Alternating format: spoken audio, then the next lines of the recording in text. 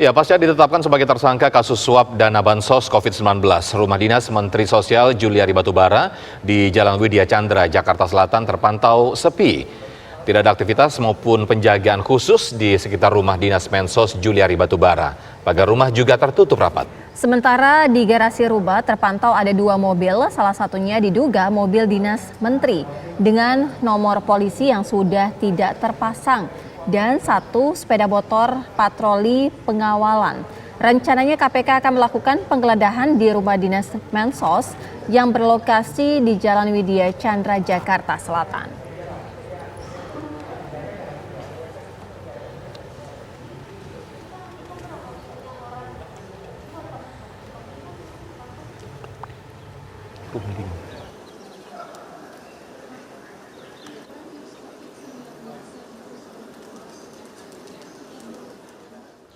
Ya, untuk mengetahui perkembangan kasus korupsi pengadaan bantuan sosial COVID-19, kita akan bergabung dengan rekan-rekan yang ada di gedung KPK, kemudian juga Kemensos dan rumah dinas Mensos di Widya Chandra. Terlebih dahulu, saya ke rumah dinas Mensos yang ada di Widya Chandra, ada Yohana Gabriela di sana. Silakan Yohana.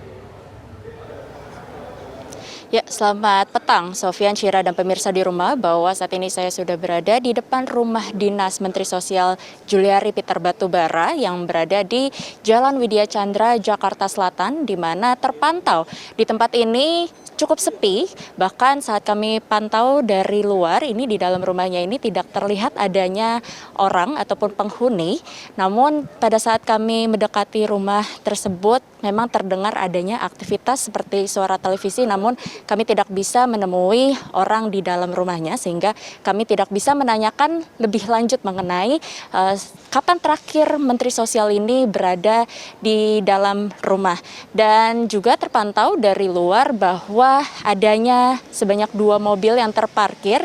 Ini diperkirakan mungkin mobil dinas, di mana yang satu tidak berplat, dan juga kami lihat adanya 1 motor patroli yang berada di dalam rumah dinas Menteri Sosial. Dan hingga kini sempat dikabarkan bahwa KPK akan melakukan penggeledahan di tempat ini, namun hingga kini kami masih belum melihat adanya kedatangan dari pihak Komisi Pemberantasan Korupsi.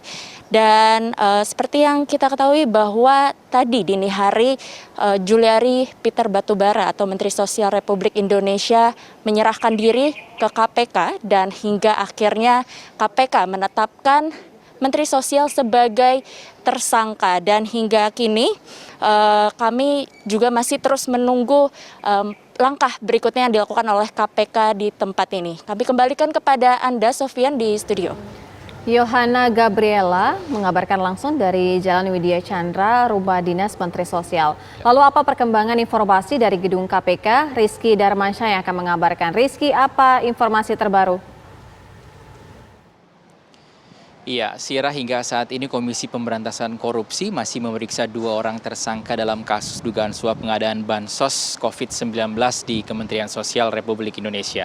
2 orang tersangka ini ialah Menteri Sosial Juliari Batubara dan juga pejabat pembuat komitmen di Kementerian Sosial Republik Indonesia, yaitu Adi Wahyono, yang kita tahu telah menyerahkan diri ke Komisi Pemberantasan Korupsi. Kalau Mensos tadi telah menyerahkan diri pada 2.50 dini hari tadi, sedangkan untuk Adi Wahyono baru datang ke KPK sekitar pukul 9 pagi hari tadi. Itu berarti kalau Menteri Sosial telah diperiksa sekitar 13 jam dan Adi Wahyono ataupun AW ini telah diperiksa sekitar pukul ataupun sekitar 7 jam di dalam gedung Merah Putih KPK oleh penyidik Komisi Pemberantasan Korupsi. Belum ada keterangan terbaru dari Komisi Pemberantasan Korupsi mengenai materi-materi pemeriksaan atau apa saja yang digali dari 2 orang tersangka ini. Namun berdasarkan informasi yang kami peroleh, sore hari ini Komisi Pemberantasan Korupsi akan mengadakan konferensi pers memberikan informasi lebih detail lagi dan juga perkembangan terbaru mengenai korupsi ataupun dugaan suap pengadaan barang dan jasa bansos COVID-19 di Kementerian Sosial Republik Indonesia. Kalau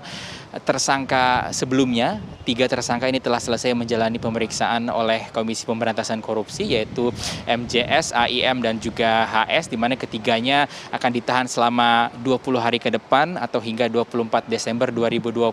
Kalau MJS, informasi yang kami peroleh, ditahan di Rutan KPK Cabang Gedung Merah Putih KPK, dan untuk AIM ini ditahan di Rutan KPK Pomdam Jaya Guntur, dan untuk HS ditahan di Rutan KPK Kafling C1. Kalau kita bisa review sedikit kasusnya, kasus ini terungkap berdasarkan operasi yang telah dilakukan oleh Komisi Pemberantasan Korupsi pada 5 Desember dan juga adanya informasi dari masyarakat pada 4 Desember 2020 lalu bahwa akan ada penyerahan ataupun penerimaan sejumlah uang kepada pejabat di Kementerian Sosial Republik Indonesia terkait dengan pengadaan bansos COVID-19 hingga setelah operasi tangkap tangan dilakukan oleh KPK pada 5 Desember 2020 pada pukul 2 ini penyidik KPK mengamankan 6 orang dan sejumlah barang bukti yang disimpan di dalam koper, ada 7 koper, 3 ransel dan juga amplop kecil yang kalau di total jumlah uangnya, jumlah dananya sebesar 14, miliar rupiah yang tersebar ataupun berbentuk rupiah, dolar Amerika Serikat dan dolar Singapura. Nah, tentunya kita akan menunggu lagi Sira Safira dan juga pemirsa seperti apa perkembangan terbaru dari Gedung Komisi Pemberantasan Korupsi. Kalau dari konstruksi berdasarkan rilis yang diberikan telah terjadi penerimaan uang oleh pejabat Kementerian Sosial yang kalau di total ini penerimaan pertama sekitar 12 miliar dan penerimaan kedua 8,8 miliar rupiah. Kita akan kabarkan lagi informasi terbaru di sini, namun demikian dulu yang dapat saya kabarkan. Baik, sambil menunggu konferensi pers yang nanti akan digelar di Gedung KPK, yang akan dilaksanakan oleh pihak KPK. Kita ke Gedung Kemensos terlebih dahulu. Bagaimana kondisi di sana? Ada Laras Kiranasari. Silakan Laras. Ya, Sofia, inilah gedung Kementerian Sosial yang di Jalan Salemba Raya, yang merupakan gedung biasanya untuk Menteri Sosial Juliari Batubara bekerja. Biasanya sehari-hari di sini. Namun ketika pasca kejadian ditetapkan sebagai tersangka Menteri Sosial Juliari Batubara, kemudian juga 2 pejabat eselon 3 lainnya, maka saat ini yang kami pantau gedung Kementerian Sosial saat ini tampak lebih tertutup dibandingkan dengan hari-hari biasanya.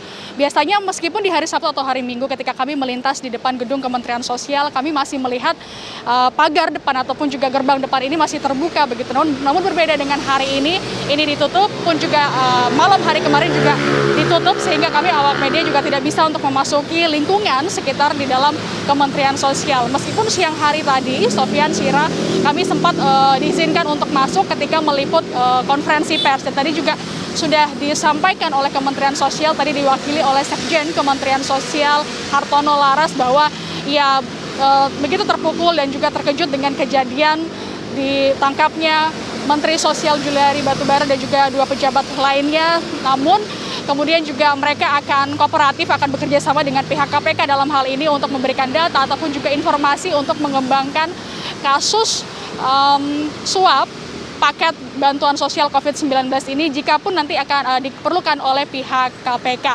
Kemudian juga untuk sore hari ini kami belum melihat adanya penyidik KPK kembali datang untuk melakukan penggeledahan di Kementerian Sosial. Terakhir kemarin informasinya sekitar pukul 6 sore ada 2 mobil dari penyidik KPK yang sudah datang untuk memeriksa ataupun juga melakukan penggeledahan di beberapa ruangan di Kementerian Sosial. Namun untuk sore hari ini belum terlihat begitu. Kami juga belum mendapatkan informasi apakah malam hari nanti kemudian akan ada tindak lanjutnya, kemudian juga apakah ruangan Menteri Sosial yang tepat berada di lantai 2 di gedung ini apakah yang kemudian sudah dilakukan penyegelan, kemudian juga 2 pejabat lainnya ini juga apakah sudah dilakukan penyegelan atau seperti apa, ini juga kami belum dapatkan informasinya. Kami akan nantikan terus seperti apa, apakah kemudian akan ada penyidik yang datang pada malam hari ini atau seperti apa. Sofian, Syira. Baik, Laras Kiranasari langsung melaporkan dari Kementerian Sosial. Tadi sebelum juga ada Rizky Darmansyah dari KPK dan juga ada Yohana Gabriel dari Rumah Dinas Menteri Sosial ya.